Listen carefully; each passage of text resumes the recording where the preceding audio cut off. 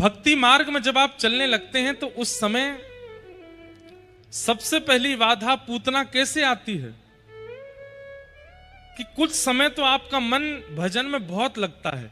जब नए नए भजनानंदी बनते हैं तो कुछ समय तो मन बहुत लगता है, पर कुछ समय बाद मन विचलित होने लगता है, ध्यान भटकने लगता है। ठाकुर जी की सेवा में ऐसे भावना आने लगती है कि अब कर तो ली, बहुत करिए, अब थोड़ी देर हल्की कर लें। तो जब नए नए ठाकुर जी घर पे आते हैं तो दिन में भोग लगाओ, दोपहर में प्रसादी बढ़िया प्रेम से पवाओ, रात्रि का शयन अच्छे से कराओ, ये वाला इत्र लगाओ, ये वाला श्रृंगार करो, ये वाली पोशाक पहनाओ। लेकिन जैसे 1-2 साल निकल जाते हैं तो फिर सेवा में भी कटौती होने लगती है। अब ठीक है, पुरानी पोशाक ही पहना दो ठाकुर जी को, पिछली साल जन्माष्टमी वाली ही पहना दो, अब बहुत हो गए, अब बार बार थोड़ी खरीद के लाएंगे। ये मन में जो आपके रूखापन आ जाता है सेवा के प्रति, नाम के प्रति, भजन के प्रति, भक्ति के प्रति, यही पूतना है। अरे सेवा तो वो माने कि हर दिन मन में भाव आए कि नहीं, कल से भी सुंदर हो, आज की जो सेवा है कल इससे भी सुंदर हो, कल की जो सेवा परसों उससे भी सुंदर हो। हर दिन ये सेवा बनी रहे तो समझो कि आप पूतना से बचे हुए हैं। और अगर कहीं सेवा में ये भावना आ जाए कि नहीं बस बहुत है, अब ऐसे ही कर लेते हैं, तो समझो कि पूतना आई है। और धीरे धीरे आपने अगर उस पूतना का इलाज नहीं किया तो वो धीरे धीरे पूर्ण रूपेण आपको ठाकुर जी से दूर कर देगी। इसलिए उत्साह घटने मत दिया कीजिए। मतंग ऋषि के सेवा की चोरी करती हैं कौन? सबरी। सब लोग इधर देखो, ध्यान से सुनो। मतंग ऋषि का नियम था, रोज रात्रि 3 बजे उठ जाते, स्नान ध्यान करते और फिर उसके बाद में वन में जाते, वहां से पुष्प तोड़ के लाते, फल तोड़ के लाते, बिल्व पत्र तोड़ के लाते, आकर के फिर गोबर का चौका लगाते, फिर अपने ठाकुर जी की सेवा करते, उसमें पुष्प आदि लगाते, फिर उसके बाद यज्ञ करते, उसके बाद प्रसादी बनाते, फिर पाते। दूर छुप करके सबरी देखती है और उसने इतने भाव से देखा कि मतंग ऋषि कौन से पुष्पों का प्रयोग करते हैं, कौन से फलों का प्रयोग करते हैं, कैसी सेवा करते हैं। वो सारी सेवाएं उनके उठने से पहले ही उनके द्वार पर लाकर के व्यवस्थित कर देती है। मतंग ऋषि जब अपने भवन से बाहर निकलते हैं तो देखते हैं वैसे ही पुष्प जैसे हमारी सेवा में आते हैं, वैसे ही फल, वैसे ही सब लकड़ियां, सब कुछ वो सब व्यवस्थित। 1 दिन हो गया, 2 दिन हो गया, जब बहुत दिन हो गए तो मतंग ऋषि बोले ये मेरी सेवा कौन कर लेता है। और ढूंढने के लिए जाते तो दूर दूर तक कोई नहीं दिखता। एक दिन ऋषि सोए नहीं और अपनी खिड़की पर बैठे बस चुपचाप देखते रहे कि देखूं तो कौन है। और तब देखा कि सबरी जब सामान लग करके बिल्कुल वहां व्यवस्थित रख देती है, और केवल ये पुष्प फल आदि लेकर के नहीं आती है, मतंग ऋषि के उठने से पहले गोबर का चौका लगा देती है, सब कुछ इतना व्यवस्थित कर देती है। ऋषि को क्रोध भी आता है कि मेरी सेवा की चोरी कौन कर रहा है, और दूसरा फिर उनको दया भी आती है कि कौन है जो इतने भाव से सेवा कर रहा है। बंधुओं, हम लोग संसारी जीव हैं। हम जैसा आज करते हैं ना, कल हमारे आज वाले क्रिया में थोड़ी कटौती होती है। जैसे आज मेहमान घर पर आए तो आज जैसा स्वागत होगा, कल अगर वो दोबारा आए तो कल वैसा नहीं होगा। कल थोड़ी उसमें थोड़ा खारापन आ जाएगा, परसों थोड़ा और खारापन आ जाएगा, उसके अगले दिन थोड़ा और खारापन आ जाएगा। और बार बार ही वो आते रहे तो फिर हम पूछेंगे भी नहीं, गेट पे भी नहीं जाएंगे। अब गेट खुला है, भीतर आ जाओ, चुपचाप अपने आप ही आ जाओ। जैसे नए नए जमाई बनते हैं, कोई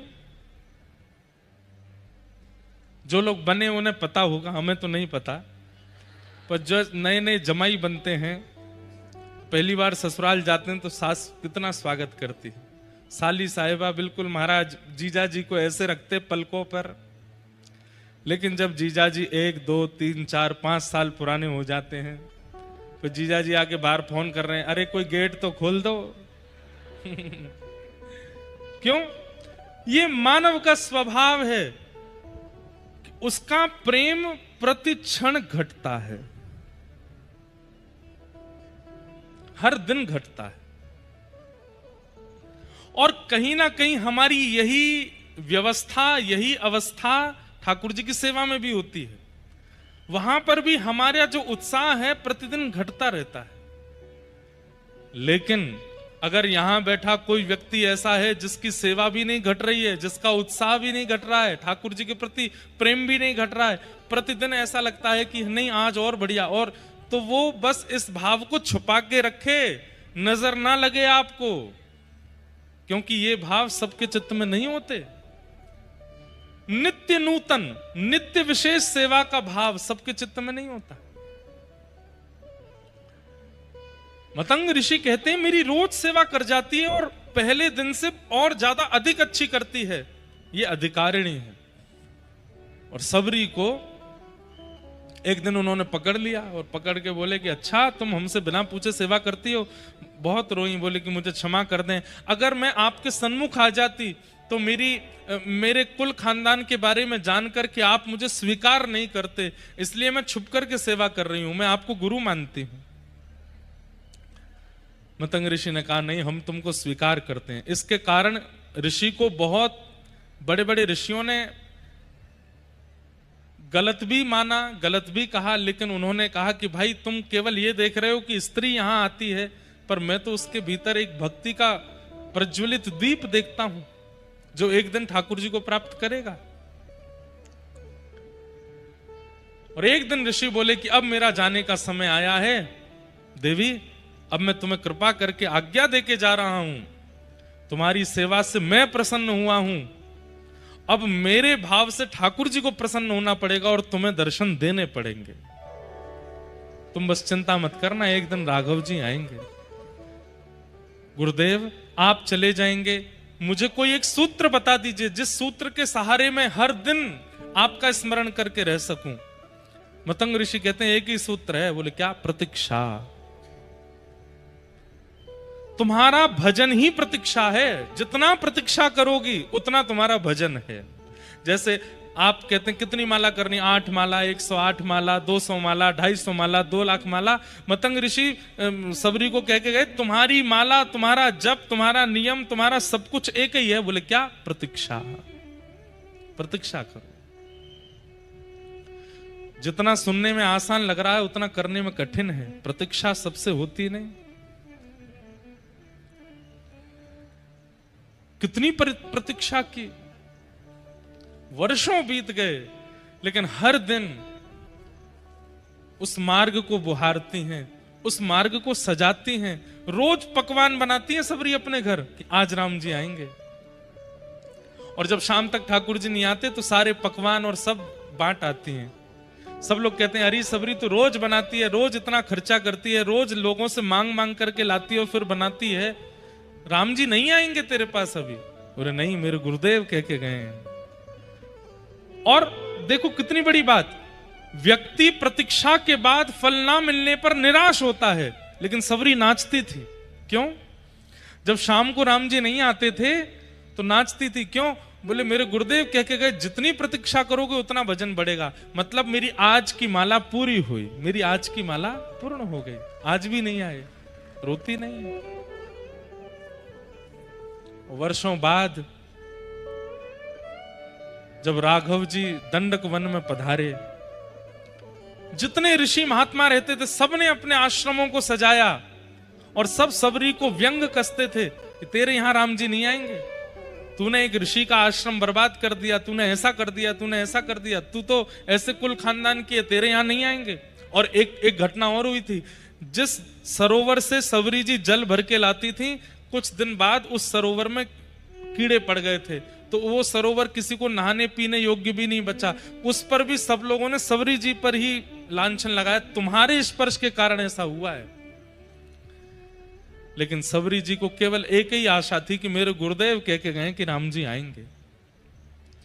जैसे ही राम जी ने दंडक वन में प्रवेश किया, सारे आश्रम सजने लगे, वेद ध्वनि निकलने लगी, ऋषि अपने अपने आसनों पर बैठ गए। बोले राम जी तो हमारे यहाँ आएंगे, इनकी तपस्या 1000 वर्ष की है, इनकी तपस्या 2000 वर्ष की है, इनकी तपस्या इतने वर्षों की है। लेकिन राम जी जाते हैं और हर आश्रम के द्वार पर जाते हैं। ऋषि कहते हैं, आहा आपका कल्याण हो, जय हो राघवेंद्र सरकार, आपका मंगलमय हो। सब ऋषि आशीर्वाद देते थे। राम जी प्रणाम करके कहते थे, बोले मैं आपसे एक पता जानना चाहता हूं। बोले क्या? वो सबरी जी की कुटिया कहाँ है? जो जो ऋषि मना करते थे कि सबरी तेरे यहाँ राम जी नहीं आएंगे, उनके यहां जाकर के राम जी पूछते थे सबरी की कुटिया कहाँ है। और जब सबरी के यहां गए, सब अपने आश्रमों में खड़े खड़े देख रहे थे, झूठे बेर खा रहे हैं ठाकुर जी सबरी के।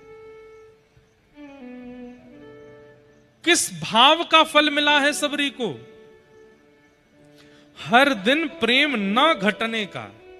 हमारा प्रेम घटता है, हमारा उत्साह घटता है, हमारी सेवा घटती है, हमारी लगन घटती है, पर सबरी की वो लगन, उत्साह, प्रेम घटा नहीं है, हर दिन बढ़ा है।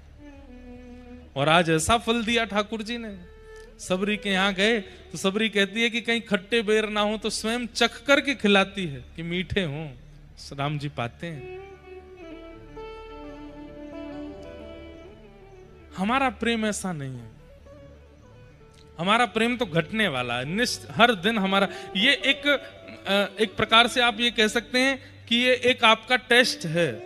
जैसे ब्लड टेस्ट होता है, आपके ऑर्गन्स के टेस्ट होते हैं, बॉडी टेस्ट होता है, ऐसी भजन का भी एक टेस्ट होता है। क्या? अगर आपका उत्साह घट रहा है, इसका मतलब भजन कर नहीं रहे हो, इसका मतलब दंभ है चित्त में।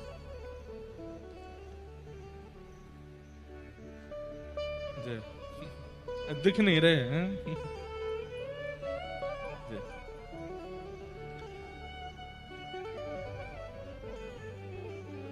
महाराज जी को दिखाई नहीं दे रहे तो महाराज जी नीचे विराज गए और हमारे प्रभु जी भी नीचे बैठ गए। देखो ऐसे होते हैं श्रोता। आप लोगन की तरह नहीं, या मैं कोनी मार या के बालन ने खींच पीछे कर, नीचे बैठ, चिल्ला रहे किल्ला रहे, ऐसे होते हैं। ब्राह्मण देवता बेचारों को गर्मी लग रही है, अपने आप ही पंखा चल रहे हैं। एक पंखा लगवा दो भैया, छोटा है यहाँ पे, एक ही व्यक्ति उठना, सब मत उठ जाना।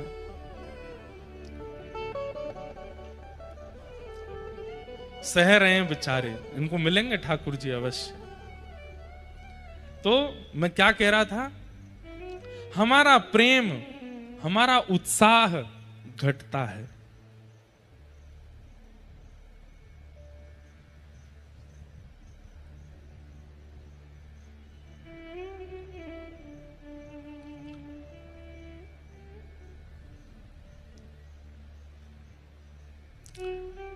उत्साह बढ़े तो समझो कि भजन बन रहा है, और भजन के साथ साथ चित्त के विकार नष्ट हो रहे हैं।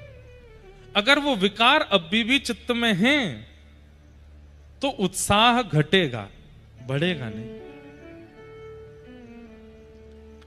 ब्रजवासियों की यही स्थिति हुई है। जब से लाला को जन्म भयो है, उत्साह बढ़ रहे हो है सबन को। आज ऐसे उत्सव मनाएंगे, आज तो अष्टमी है, लाला को जन्मोत्सव मनेगो। आज तो बुधवार है, लाला को जन्मोत्सव मनेगो। अरे मैया आज तो मंगलवार है, लाला को मैया के मंगलवार को काई को उत्सव होएगो? बोले मैया तेरे लाला ने आंख तो मंगलवार को खोली ना, वाको उत्सव मनेगो। हर मंगलवार को आंख खोलवे को उत्सव।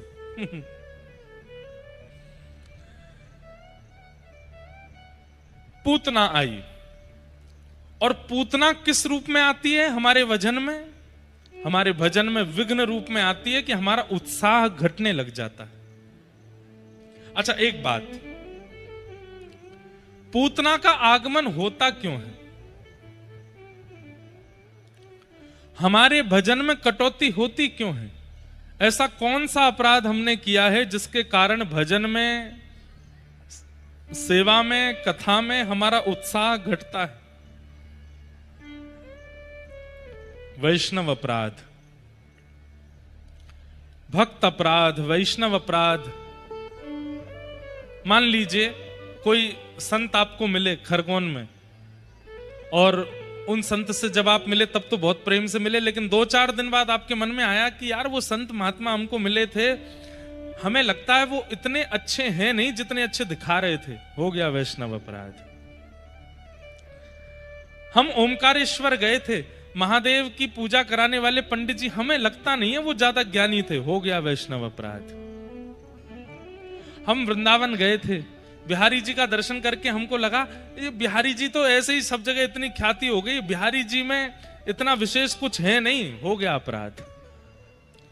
व्रजवासियों के प्रति, संतों के प्रति, ब्राह्मणों के प्रति, विप्रों के प्रति, भगवत भक्तों के प्रति सूक्ष्म से सूक्ष्म भी भावना आपके मन में आती है कि ये श्रेष्ठ नहीं है, वही अपराध है। और उसी के कारण भजन घटता है, पूतना आती है। इसलिए हमारी प्रार्थना, कोई यदि आडंबर भी कर रहा है ना, तो भी आप उसको प्रणाम ही करो। आप अपने मन में उसके प्रति दुर्भाव मत लेकर के आओ।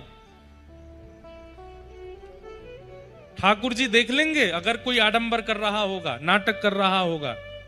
आपके पास अधिकार नहीं है उसकी स्थिति को आकलन करने का। आज सुबह प्रेस वार्ता हुई, उसमें हमसे बार बार यही पूछा जा रहा, संत ऐसे क्यों करते हैं, वक्तागणों के कथाओं में ऐसा क्यों होता है, ऐसा क्यों। देखिए,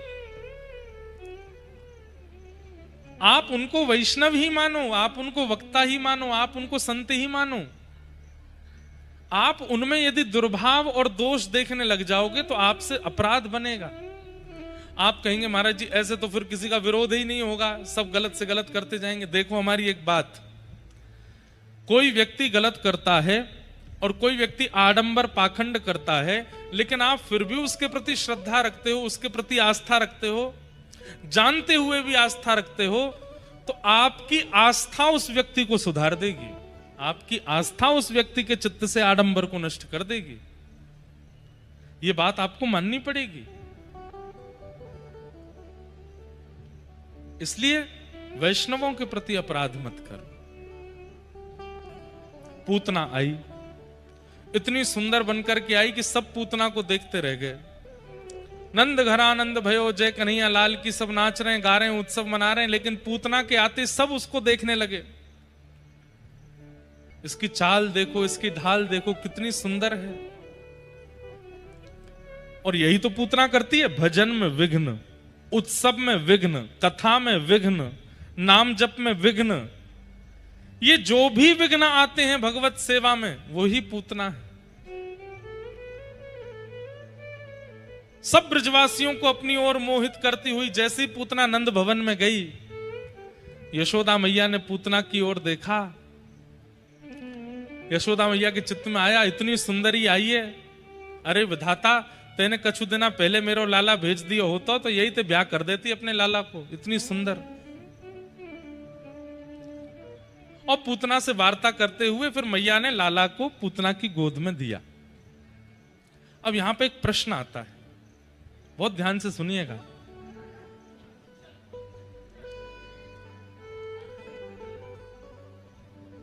यशोदा मैया, चलो मानते हैं कि सब ब्रजवासी तो सामान्य हैं, लेकिन यशोदा मैया जिन्हें भगवान ने अपनी मां के रूप में स्वीकार किया, उनको तो इतना विवेक होना चाहिए था कि किसकी गोद में लाला को दें, किसकी गोद में ना दें। फिर यशोदा मैया ने ठाकुर जी को पूतना की गोद में क्यों दिया, इसके पीछे कारण क्या है? देखो, एक बात सबको पता है कि पूतना की गोद में जाती ठाकुर जी ने अपने नेत्र बंद कर लिए, देखा नहीं पूतना की ओर। लेकिन यशोदा मैया ने लाला पूतना की गोद में यामारे दिए, क्योंकि यशोदा कौन है? यशः ददाती, जो यश प्रदान करे उसका नाम है यशोदा। मतलब कार्य स्वयं करने के बाद दूसरे को श्रेय दे दे, उनको यशोदा कहते हैं। भोजन स्वयं बनाया, लेकिन बता किसका दिया? नहीं, उन्होंने बनाया, उन्होंने किया। सजावट खुद की, लेकिन पूरा श्रेय किसको? नहीं, उन्होंने करवाया, हमको तो आता ही नहीं, उन्होंने करवाया। इस प्रकार की भावना जिन लोगों की होती है उनको क्या कहते हैं? यशोदा, जो दूसरों को यश देते। यशोदा मैया आचार्या हैं। उन्होंने मन में विचार किया कि पूतना राक्षसी है, रूप बदल करके आई है, ठाकुर जी के दर्शन की अधिकारिणी नहीं है, ठाकुर जी के स्वीकार की अधिकारिणी नहीं है। लेकिन जब इतने समीप आ गई है तो इसके दोषों का चिंतन करके मैं भगवान को इससे दूर क्यों रखूं? भले ही ये दोषी है, लेकिन समीप आइए तो ठाकुर जी को इसकी गोद में देना चाहिए, आचार्य भाव से। यशोदा कौन है? आचार्य। आचार्य की सन्निधि में जब जीवात्मा जाता है तो जीवात्मा दोष युक्त ही होता है, पर आचार्य कृपा करते हैं, भले ही इसमें दोष हैं, हे ठाकुर जी भले ही ये दोष युक्त है, पर आप फिर भी इसके पास जाके इस पर अनुग्रह करो। इसलिए यशोदा मैया ने ठाकुर जी दिए। भले ही पूतना अधिकारिणी नहीं है, लेकिन इतने समीप आ तो गई है, और इतने समीप आकर के भी ठाकुर जी नहीं गए, तो ये कैसी भक्त वत्सलता, कैसी कृपा। इसलिए ठाकुर जी दिए, पूतना की गोद में ठाकुर जी दे दिए। भगवान ने अपने दोनों नेत्र बंद कर लिए, नहीं देखा पूतना को। क्यों? दो कारणों से ठाकुर जी ने नहीं देखा। पहला कारण, पूतना अपने वास्तविक रूप में नहीं आई है, रूप बदल करके आई है। और दूसरा कारण, पूतना भजनानंदियों के भजन में विघ्न डालती हुई आई है। समझ में आई बात? दो लोग ऐसे हैं जिनको ठाकुर जी नहीं देखते। पहले वो जो अपने रूप को परिवर्तित करते हुए घूमते हैं, जैसा उनका रूप स्वभाव गुण है वैसे नहीं रहते हैं, उसको छुपा करके घूमते हैं तो राक्षस लेकिन बने घूम रहे महात्मा, हैं तो व्यसनी पर बने घूम रहे महासात्विक। ऐसे लोगों को ठाकुर जी नहीं देखते।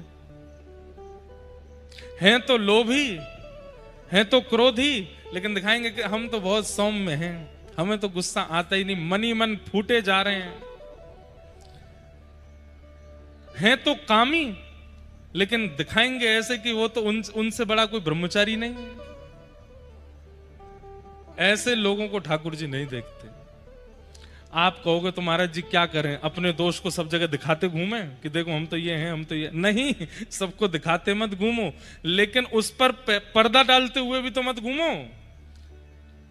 क्रोधी हैं तो हैं, ठाकुर जी के सामने जाके नित्य प्रार्थना करो, नाथ मेरा क्रोध कम कीजिए, मुझे क्रोध करना अच्छा नहीं लगता। कामी हैं, ठाकुर जी से प्रार्थना करो, हे नाथ कृपा कीजिए, मेरे अंदर ये दोष बहुत ज्यादा उछाल मार रहा है, इसको घटा दीजिए। मेरा भजन, मेरा जप इसीलिए है कि मेरा दोष नष्ट हो। इससे क्या हुआ? आपने स्वीकार किया और ठाकुर जी के सामने प्रस्तुत किया, ठाकुर जी इससे प्रसन्न होते हैं।